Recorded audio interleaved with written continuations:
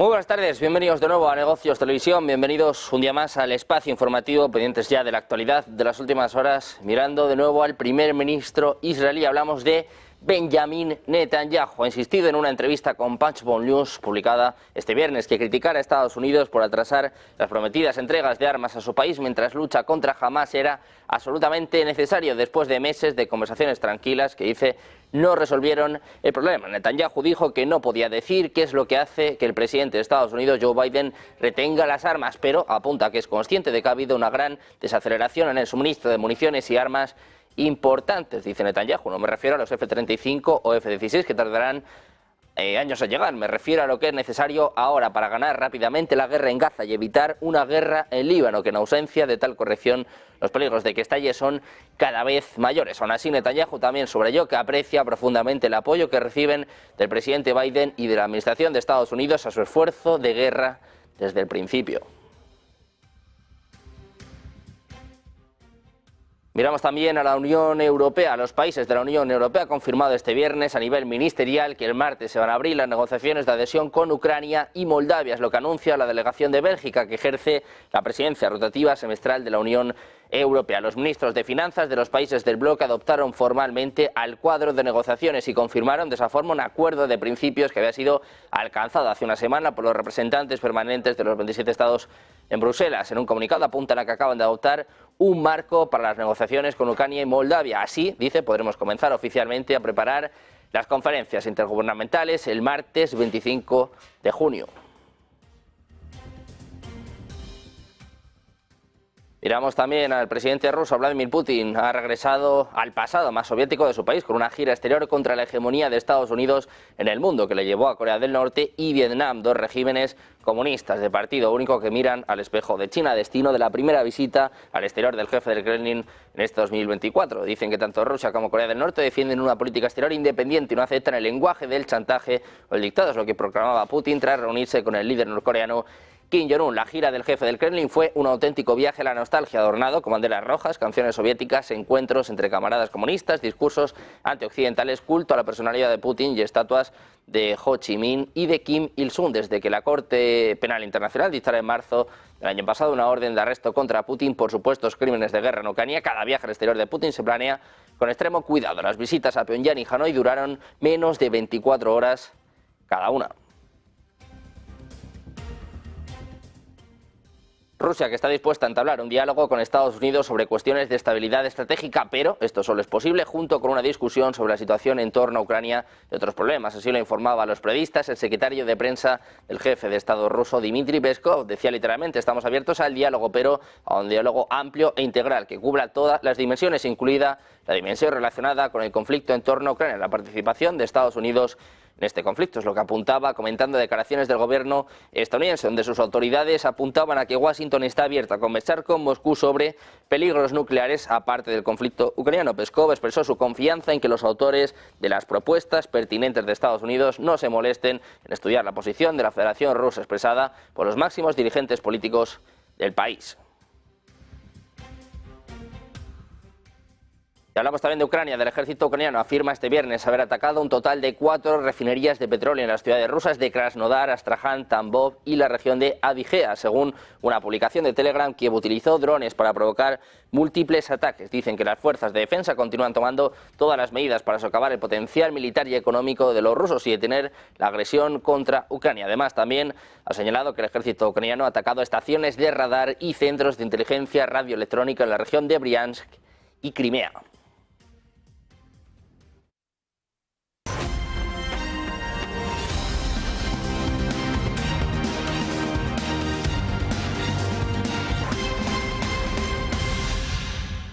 Bienvenidos de nuevo a Negocios Televisión, bienvenidos al espacio informativo, pendientes de la actualidad de las últimas horas de lo que ocurre en Oriente Medio. Preocupaciones por parte de Estados Unidos alertando sobre una guerra en el Líbano. En concreto, el secretario de Estado estadounidense, Antony Blinken, ha dicho a su homólogo árabe que parece que Israel tiene la intención de lanzar una incursión en el Líbano. Es lo que apunta una fuente familiarizada con la reunión, según está apuntando la CNN. Dice literalmente, parece que Israel se toma muy en serio la idea de ir al Líbano. La respuesta del funcionario árabe a Blinken añadía que Hezbollah ha comunicado que no va a detener sus ataques contra Israel hasta que detengan sus operaciones en Gaza. Funcionarios israelíes han dicho a Estados Unidos que uno de sus principales objetivos en una ofensiva sería hacer retroceder a Hezbollah, creando una zona de amortiguación entre Israel y el Líbano y permitiendo a las decenas de miles de israelíes que se han visto obligados a abandonar sus hogares en el norte por los ataques transfronterizos que puedan regresar a Estados Unidos. Le ha preocupado durante meses que Israel pueda lanzar una incursión y evaluaciones de inteligencia a principios de este año indicaron que podría ocurrir a principios del verano. Los funcionarios de Estados Unidos también han reprendido a Israel por sus ataques que han impactado al ejército libanés respaldado por Estados Unidos en lugar de objetivos de Hezbollah. Mientras tanto, el primer ministro israelí, Benjamin Netanyahu, ha insistido en una entrevista con Punchbowl News publicada este viernes que criticar a Estados Unidos por atrasar las prometidas entregas de armas a su país mientras lucha contra Hamas era absolutamente necesario después de meses de conversaciones tranquilas que no resolvieron el problema. Netanyahu dijo que no podía decir qué es lo que hace que el presidente estadounidense Joe Biden retenga las entregas, pero, dice Netanyahu, soy consciente de que ha habido una gran desaceleración en el suministro de municiones y armas importantes. No me refiero a los F-35 o F-16 que van a tardar años en llegar, me refiero a lo que es necesario ahora para ganar rápidamente la guerra en Gaza y evitar una guerra en el Líbano, que en ausencia de tal corrección hace que los peligros de que estalle sean cada vez mayores. Aún así, Netanyahu también subraya que aprecia profundamente el apoyo que recibe del presidente Biden y de la administración de Estados Unidos a su esfuerzo de guerra desde el principio.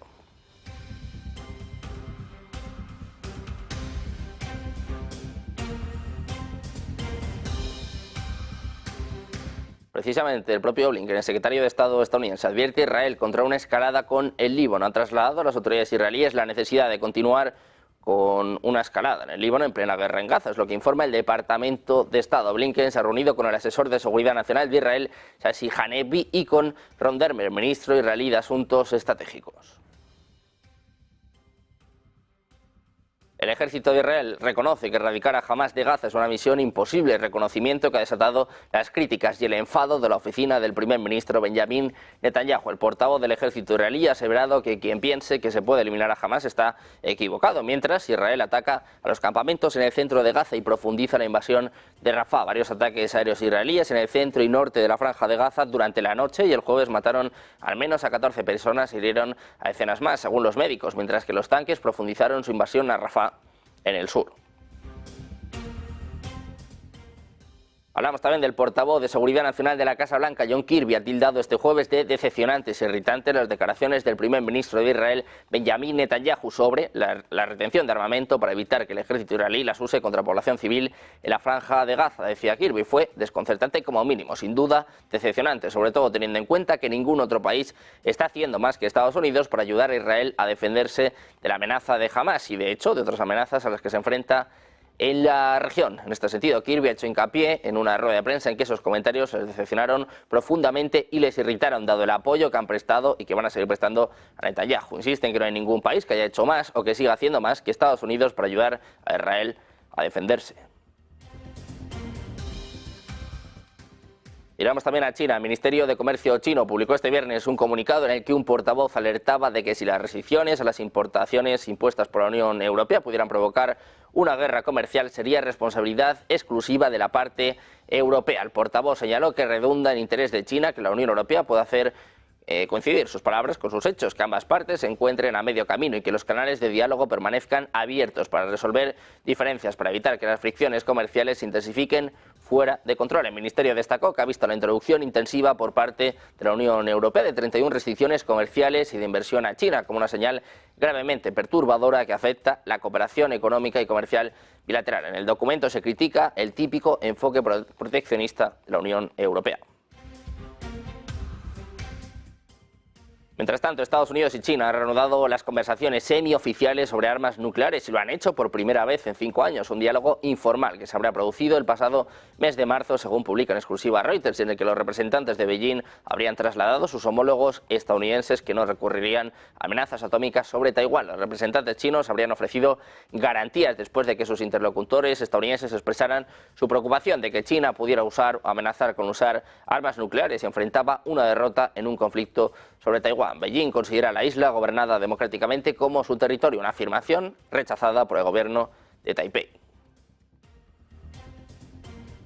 Miramos también a Europa. El Consejo de la Unión Europea ha aprobado este viernes el marco de negociación para Ucrania y Moldavia. La Unión Europea está iniciando oficialmente los preparativos para conferencias intergubernamentales con estos estados el 25 de junio, que van a iniciar las conversaciones de adhesión. La decisión se tomó durante la reunión del Consejo de Asuntos Económicos y Financieros en Luxemburgo. En un comunicado dicen lo siguiente: acabamos de adoptar un marco para las negociaciones con Ucrania y Moldavia. Así podremos comenzar oficialmente a preparar las conferencias intergubernamentales el martes 25 de junio. Es lo que afirmaba la presidencia belga, anunciando que la Unión Europea confirma negociaciones tanto con Ucrania como para Moldavia. La adhesión, las conversaciones sobre la adhesión comenzarán el próximo martes 25 de junio. En Reino Unido miramos al primer ministro Rishi Sunak, que ha advertido este jueves que los jóvenes británicos podrían enfrentar duras sanciones del gobierno si se niegan a realizar el servicio militar obligatorio que planea introducir en caso de que los Tories ganen los próximos comicios. En el programa Question Time de la BBC, Sunak da a entender que a quienes se rehúsen les podrían retirar las licencias de conducir y cerrar el acceso a las cuentas bancarias. Decía Sunak que hay muchos modelos diferentes en Europa. Así comentaba las maneras para asegurar la participación juvenil en el servicio nacional. Decía literalmente: ya sea que se trate de carnes de conducir o su acceso a las finanzas o de cualquier tipo de otras cosas, es lo que hay que hacer. Esta es la afirmación del primer ministro británico. Además, el nuevo modelo de servicio nacional obligatorio estipula que los jóvenes de 18 años deberían elegir entre prestar servicio militar en las Fuerzas Armadas a tiempo completo durante 12 meses con una remuneración o un servicio de voluntariado sin salario de un fin de semana al mes durante un año. Miramos también a Alemania. El Ministerio de Defensa alemán ha presentado una solicitud de cerca de 652 millones de euros al Comité de Presupuesto del Parlamento para financiar un proyecto de desarrollo de armas hipersónicas con Noruega, lo que informa este viernes la revista Spiegel. A mediados de mayo, el Grupo de Defensa noruego Kongsberg abrió una nueva asociación con Diehl y con MBDA de Alemania para desarrollar un misil supersónico conocido como 3SM Typhoon. Rusia ha utilizado misiles hipersónicos que pueden viajar hasta 25 veces la velocidad del sonido en su guerra con Ucrania y son motivo de preocupación entre los miembros de la OTAN. Precisamente mirando a la OTAN, el hasta ahora primer ministro holandés Mark Rutte se consolida como el único candidato a ocupar la Secretaría General tras anunciar su retirada por parte del presidente rumano Klaus Iohannis. En octubre, Rutte iba a relevar a Stoltenberg, aunque la elección se formalizará la próxima semana. El camino libre al holandés se confirmaba después de que esta semana Hungría y Eslovaquia retiraran su apoyo a Romano.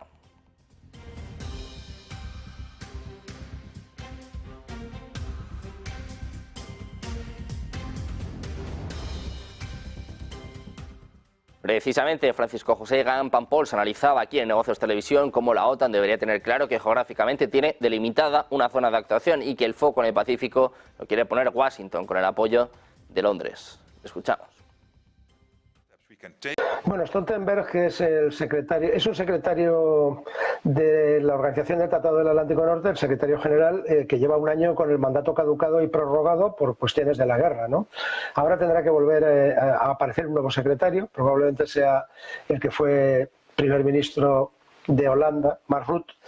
El foco en el Pacífico lo quiere poner fundamentalmente Estados Unidos. El Reino Unido le apoya directamente. Stoltenberg debiera de tener presente que la Organización del Tratado del Atlántico Norte tiene geográficamente un área de actuación y fuera de esa área de actuación pues no se contempla que unilateralmente se pueda actuar. Precisamente hablando de la OTAN, miramos a las palabras del primer ministro húngaro Viktor Orbán. Dice que la OTAN tendrá una misión militar en Ucrania, es lo que afirmaba el primer ministro húngaro, señalando que Budapest no participará en ella. Dice lo siguiente: hemos alcanzado el objetivo mínimo. Estuve de acuerdo con el secretario general de la OTAN, pero Hungría se bajará del tren. La OTAN tendrá una misión militar en Hungría, pero no participará en ella. Dice además que al mismo tiempo no se pudo convencer al conductor y que ahora solo Trump puede detener el tren si regresa a la Casa Blanca, es lo que piensa el propio Víctor Orbán. En cuanto a la política y visión internacional de Estados Unidos, la Casa Blanca ha puesto de relieve su preocupación sobre la nueva asociación estratégica de Putin y Corea del Norte y sobre el suministro de armas. El portavoz del Departamento de Estado, Matthew Miller, ha subrayado cómo los comentarios del presidente ruso de que Moscú podría suministrar armas a Corea del Norte después de firmar el pacto de defensa con Pyongyang son increíblemente preocupantes. Preocupación que subrayaba a partir del mensaje apuntado por el jefe del Kremlin tras visitar la capital norcoreana, apuntando a que el suministro de armas al aislado país con armas nucleares sería una respuesta reflejada al armamento occidental de Ucrania. Precisamente Estados Unidos está modernizando su arsenal nuclear en 5 países de Europa, es lo que decía Alistair Barnett, portavoz del movimiento Campaña Internacional para la Abolición de las Armas Nucleares. Dice que Estados Unidos reemplaza sus armas nucleares en Europa por otras armas nuevas, que se puede hacer un seguimiento en directo de los vuelos de la Fuerza Aérea de Estados Unidos que las transportan. Añade que la modernización del arsenal sigue adelante, aunque no lo admitan públicamente. Además, el portavoz de ICANN dijo que continúan los preparativos para el despliegue de armas nucleares estadounidenses en Reino Unido, como complemento a un centenar de unidades ya emplazadas en otros 5 países de la OTAN, como Alemania, Bélgica, Italia, Países Bajos y Turquía. Ucrania, a partir de ahora, va a poder utilizar las armas suministradas por Estados Unidos para golpear a las fuerzas rusas que están disparando contra las tropas ucranianas en cualquier lugar a través de la frontera con Rusia y no solo en territorio ruso cerca de la región ucraniana de Kharkov, es lo que apunta el Pentágono. Este jueves, el mes pasado, el presidente Joe Biden autorizó discretamente a Kiev para lanzar armas suministradas por Estados Unidos contra objetivos militares dentro de Rusia, pero los funcionarios dijeron en ese momento que la decisión solo se aplicaba a los objetivos cerca de la frontera con Kharkov.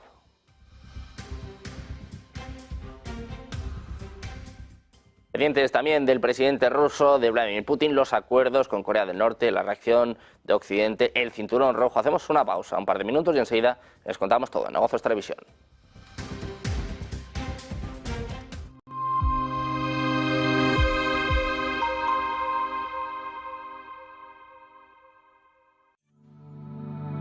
Silver Gold Patrimonio nace en 2018 con el objetivo de innovar en el mercado de los metales preciosos de inversión, ofreciendo nuevas alternativas para que cualquier persona, familia o empresa pueda entrar en el fantástico mundo de los metales de inversión de forma sencilla y acompañada por consultores expertos en el sector. Silver Gold Patrimonio quiere avanzar contigo.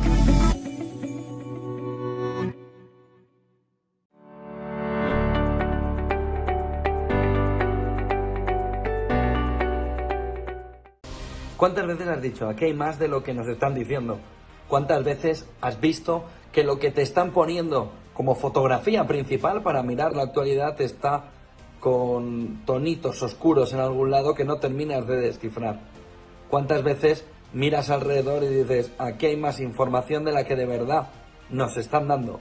Ese es el objetivo de lo que la economía esconde. Un libro para intentar ver todos los detalles, todos los matices, todos los colores, todo lo que está oculto detrás de la fotografía, todo lo que nos dicen pero no nos están diciendo, y todo aquello que necesitas para tener una fotografía global de lo que de verdad quienes mandan están queriendo hacer, pero tú no tienes toda la información para ello.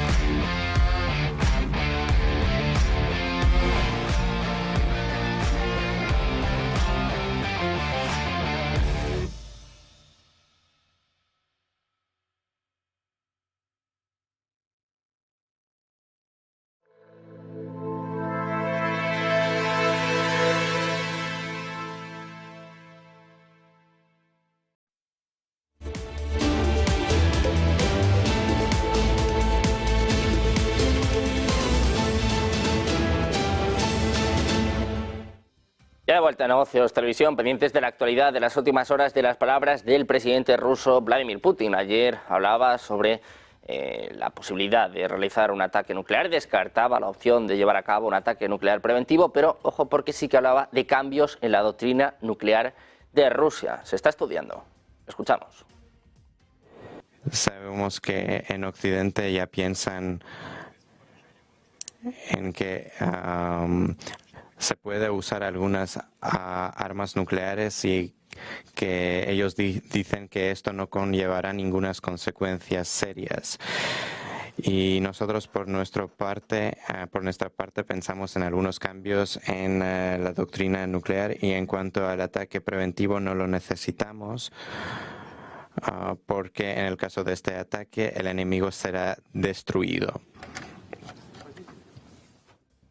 Precisamente el presidente ruso Vladimir Putin pareció regresar al pasado más soviético de su país con una gira exterior contra la hegemonía de Estados Unidos en el mundo que le llevó a Corea del Norte y Vietnam, dos regímenes comunistas de partido único que miran al espejo de China, destino de la primera visita al exterior del jefe del Kremlin en 2024. Tanto Rusia como Corea del Norte defienden una política exterior independiente, no aceptan el lenguaje del chantaje o el dictado, es lo que proclamaba Putin después de reunirse con el líder norcoreano Kim Jong-un. La gira del jefe del Kremlin fue un auténtico viaje a la nostalgia, adornado con banderas rojas, canciones soviéticas, encuentros entre camaradas comunistas, discursos antioccidentales, culto a la personalidad de Putin y estatuas de Ho Chi Minh y de Kim Il-sung. Desde que la Corte Penal Internacional dictara en marzo del año pasado una orden de arresto contra Putin por supuestos crímenes de guerra en Ucrania, cada viaje al exterior de Putin se planea con extremo cuidado. Las visitas a Pyongyang y Hanoi duraron menos de 24 horas cada una. Por su parte, el ejército ruso ha autorizado en las últimas horas por primera vez una bomba planadora de 3 toneladas de peso contra un punto de concentración de tropas ucranianas en la región nororiental de Kharkov. En un comunicado, la Fuerza Aeroespacial Rusa cuenta que utilizó por primera vez una FAB-3000 con módulo de planeo y corrección UMPK, lo que declara una fuente castrense a la agencia rusa TASS. Añadió que el objetivo fue un lugar donde se habían concentrado tropas enemigas en la localidad ucraniana de Lipsy, cerca de la frontera con Rusia. Anteriormente, varios blogueros militares rusos publicaron un vídeo del presunto uso de esta bomba contra el edificio que servía de refugio a soldados ucranianos, donde se ve una detonación que cubre una zona considerable. Según los blogueros, la bomba, que posee un radio de destrucción efectiva de 230 metros y cuya onda expansiva puede alcanzar los 1.200 metros, cayó a 10 metros de su objetivo. Hasta el momento, las fuerzas rusas habían utilizado bombas deslizantes de 500 y 1.500 kilogramos que se tornaron decisivas durante la toma del bastión ucraniano de Avdiivka. Precisamente Rusia está contando que está dispuesta a entablar un diálogo con Estados Unidos sobre cuestiones de estabilidad estratégica, pero esto solo es posible junto con una discusión sobre la situación en torno a Ucrania y otros problemas. Así lo informaba a los periodistas el secretario de prensa del jefe del Estado ruso, Dmitry Peskov. Decía literalmente: estamos abiertos al diálogo, pero a un diálogo amplio e integral que cubra todas las dimensiones, incluida la dimensión relacionada con el conflicto en torno a Ucrania, la participación de Estados Unidos en este conflicto. Así comentaba las declaraciones del gobierno de Estados Unidos, cuyas autoridades dicen que Washington está abierta a conversar con Moscú sobre peligros nucleares aparte del conflicto ucraniano. Peskov expresó su confianza en que los autores de las propuestas pertinentes de Estados Unidos no se molesten en estudiar la posición de la Federación Rusa expresada por los máximos dirigentes políticos del país. También ha hablado en las últimas horas el ministro de Exteriores de Rusia, Sergei Lavrov. Ha afirmado este viernes que las principales amenazas a la seguridad euroasiática tienen su origen en la política agresiva de la OTAN en el marco de una reunión de la alianza militar postsoviética. Dice Lavrov que las amenazas que emanan para la seguridad euroasiática provienen de diferentes direcciones, pero en la abrumadora mayoría de los casos la fuente de estas amenazas es la política agresiva de la OTAN. Es lo que apuntaba en rueda de prensa tras una reunión con sus homólogos de la Organización del Tratado de Seguridad Colectiva. El jefe de la diplomacia rusa denunció que la OTAN pretende hacerse con el control, privatizar todos los asuntos que de una u otra manera están vinculados con la preservación de la estabilidad en el espacio euroasiático. Con ese fin, añadió, la Alianza Atlántica crea cuartetos, troicas y otras estructuras de pequeña configuración que son embriones de bloques militares. Dice que estos bloques militares cerrados apuntan a la confrontación con aquellos que la OTAN considera adversarios o incluso simples competidores, incluidos, por supuesto, la República Popular China y la República Popular Democrática de Corea y Rusia. Miramos también a Ucrania. El ejército ucraniano afirma este viernes haber atacado un total de 4 refinerías de petróleo en las ciudades rusas de Krasnodar, Astraján, Tambov y la región de Adygea. Según una publicación de Telegram, Kiev utilizó drones para provocar múltiples ataques. Dicen que las fuerzas de defensa continúan tomando todas las medidas para socavar el potencial militar y económico de los rusos y detener la agresión armada de Rusia contra Ucrania. Además, también señaló que el ejército ucraniano atacó estaciones de radar y centros de inteligencia radioelectrónica en la región de Briansk y Crimea.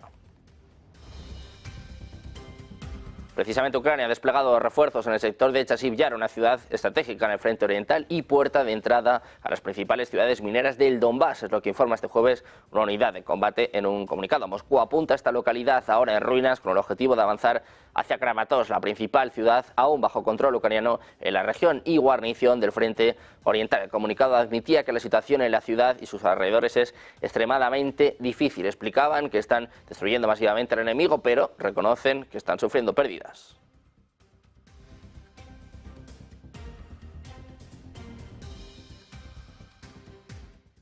Miramos también a Bielorrusia. Dice que Occidente intenta con todas sus fuerzas arrastrarle al conflicto ucraniano mientras desarrolla medidas para evitar el estallido de la guerra. Así lo afirma el secretario de Estado del Consejo de Seguridad de Bielorrusia, Alexander Volfovich, en la ceremonia de graduación de los oficiales de la Facultad del Estado Mayor de las Fuerzas Armadas. Dice literalmente: hoy Estados Unidos y sus asociados en el bloque de la OTAN están aumentando sin precedentes la situación político-militar en el mundo, en la región de seguridad colectiva de Europa del Este. Hoy el conflicto no se detiene en el territorio de nuestro Estado vecino, en Ucrania, donde Occidente intenta con todas sus fuerzas arrastrar a la República de Bielorrusia. Sus palabras fueron citadas por el servicio de prensa del Ministerio de Defensa de la República. En su opinión, los vínculos económicos y humanitarios establecidos con los vecinos de Occidente también están a punto de estallar. Destacó que la dirección del país y las Fuerzas Armadas, teniendo en cuenta la situación, están desarrollando un conjunto de medidas para evitar el peor escenario, el estallido de la guerra.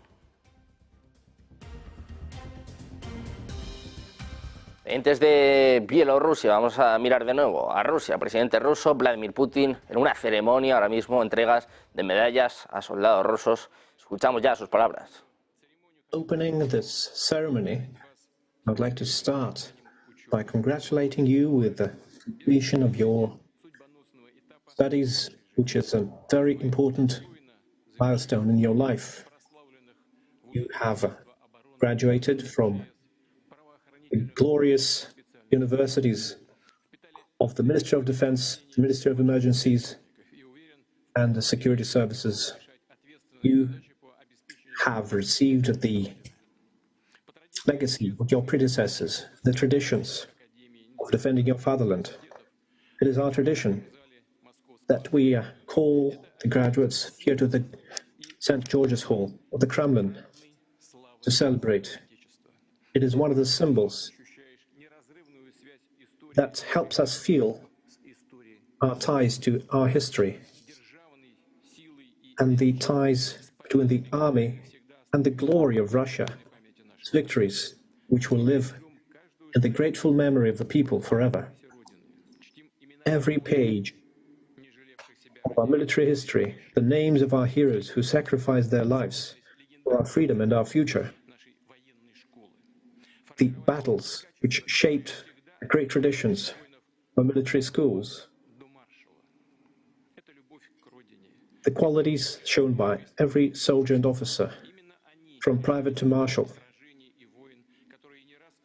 It is these people who made the decisive difference in the fate of our country, the consolidation of our country, our country's people, of the front, the army, and those who left home.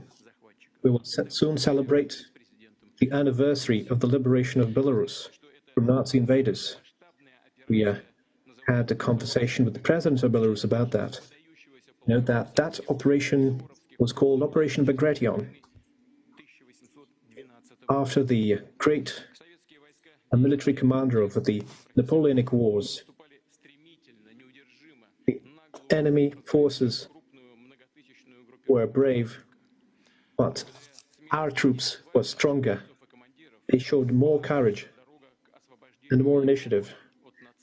They made sure that Europe was liberated from Nazism, and the groundwork for the great victory was laid. We are honoring the heroes and those who are serving today, continuing the glorious traditions of our army, protecting our sovereignty, our people in the Donbass and Novorossiya from the neo-Nazis.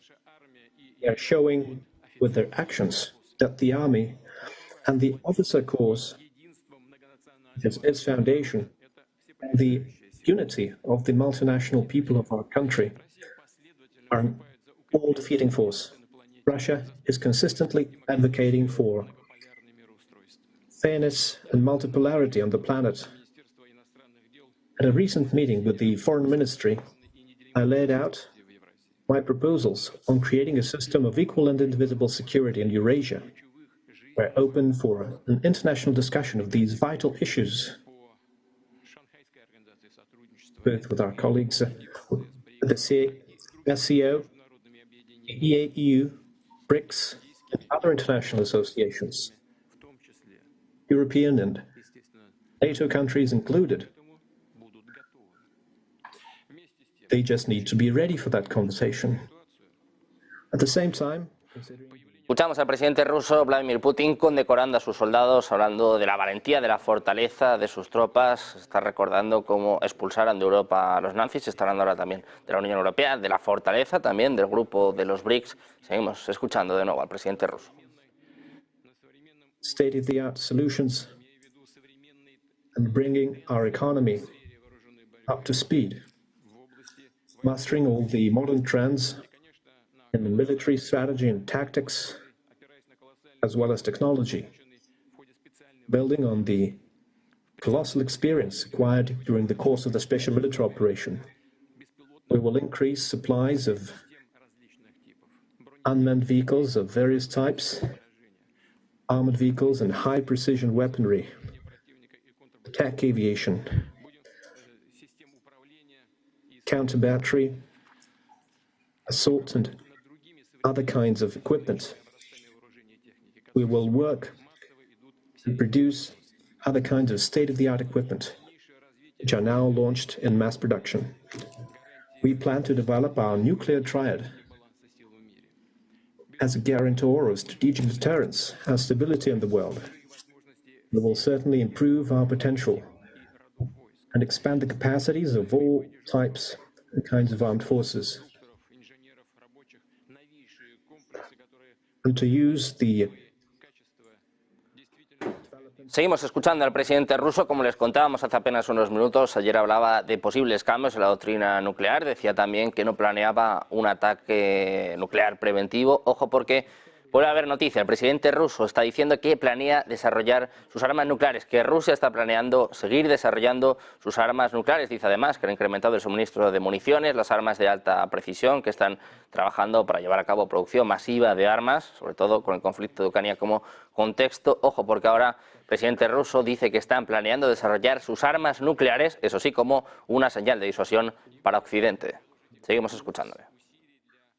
And I'm sure that you will do everything possible to ensure high-quality development and training of personnel, the personal example of discipline and courage for your subordinates. The safety of our citizens, the stable and consistent development of our country depends on the effectiveness of law enforcement and security services.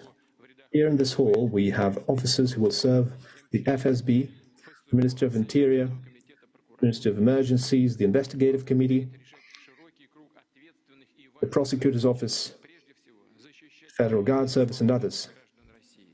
You will be protecting the rights and freedoms of Russian citizens, fighting crime, corruption, and extremism. Our priority remains to be the assistance to those who are fighting the special military operation and helping those who live in the liberated areas, investigating crimes by neo-Nazis and the punitive groups that are responsible for attacks on our cities and villages. I'm confident that you will carry out competent work and to achieve definite results in all areas. Dear friends, the citizens of Russia believe in you, and they trusted to you to do your job with excellence. You will apply your knowledge and skills in practice, doing as you were taught by your mentors and predecessors, upholding their traditions and glory at every stage of your career, remaining true patriots of Russia. In his memoirs, Georgy Zhukov said that the most important thing for him had always been serving his country and his people. And he said, I can say with honor that I did everything I could to fulfill this duty.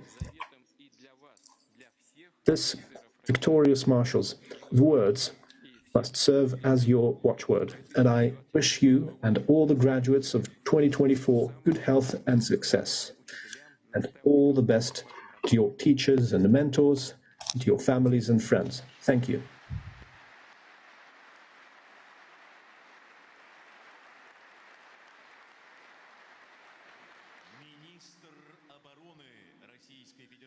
Minister of Defense of the Russian Federation, Andrei Belousov.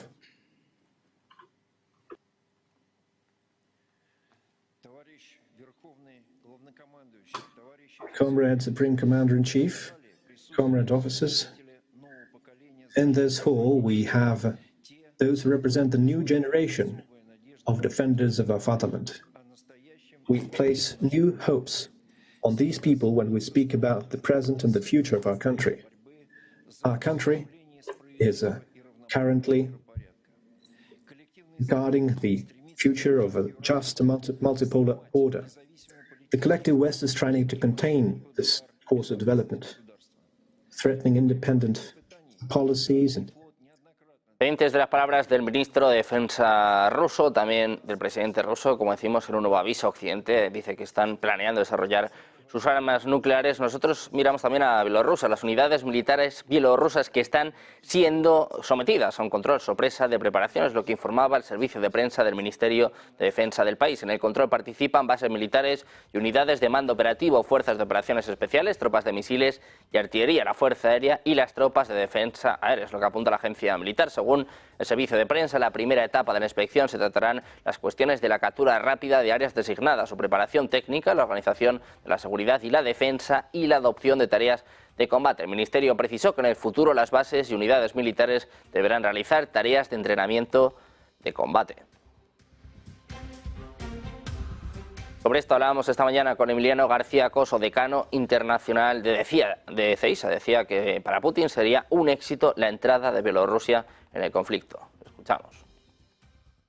Y quizá lo más preocupante es que Bielorrusia también esté realizando ciertas maniobras, puesto que eso implica que Bielorrusia, que es un estado marioneta controlado por Putin, pues, porque al fin y al cabo es el que garantizó que se mantuviese Lukashenko en el gobierno, pues esa entrada sí que movería un poco, porque atacaría el frente norte ya directamente en frontera con Polonia y los países bálticos, pero especialmente en la zona de frontera entre Ucrania y Polonia, que es donde todos los procesos de habituallamiento al ejército ucraniano se produce, tanto por tren como por aire, y por lo tanto estratégicamente para Putin sería un logro que Bielorrusia se interviniese ya directamente, pero eso ya entramos en otra dinámica, porque sería un tercer estado que participa apoyando expresamente y literalmente a Rusia, lo cual, pues bueno, implicaría que la OTAN tendría que tomar acciones de una manera más específica, y todo eso incrementaría la tensión a un conflicto ya totalmente de tercera guerra mundial, aunque sea de baja intensidad. Por su parte, el Ministerio de Defensa de Eslovaquia ha presentado una denuncia penal por la entrega de 13 cazas MiG-29 a sistemas antiaéreos CAP a Ucrania en marzo de 2023, durante el mandato del gobierno de Eduard Heger. Es lo que informa la agencia eslovaca TASR. En la denuncia se citan sospechas de sabotaje, abuso de autoridad e incumplimiento de deberes en la gestión de bienes ajenos, es lo que reporta la agencia, citando al secretario de Estado del Ministerio de Defensa, Igor Mericher. En Europa, los 27 dan luz verde a nuevas sanciones contra Rusia que ponen coto al negocio del gas licuado ruso. La 14ª ronda desde el inicio del conflicto, que entre otras medidas pone coto al negocio del gas natural licuado ruso, aunque no afectará a las importaciones europeas que siguen sin ser objeto de sanciones. Según la presidencia belga, aumenta el impacto de las sanciones existentes cerrando vacíos legales. La presidenta de la Comisión Europea, Ursula von der Leyen, ha valorado el contundente paquete de sanciones pactado por la Unión Europea. Dice que impedirá aún más el acceso de Rusia a tecnologías clave y privará a Rusia de más ingresos energéticos.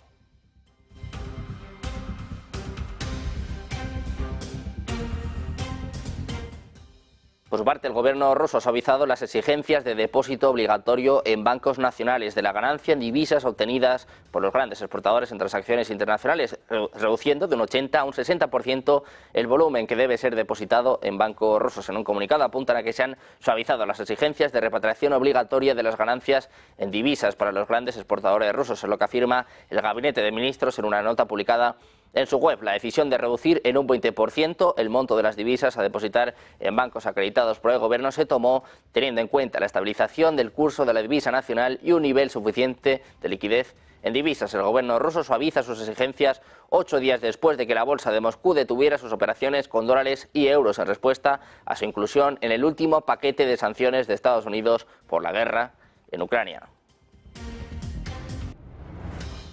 Pendientes, como ven, de la actualidad de las últimas horas, también de traer el mejor análisis, una pausa, un par de minutos y enseguida de vuelta con los expertos en Negocios Televisión.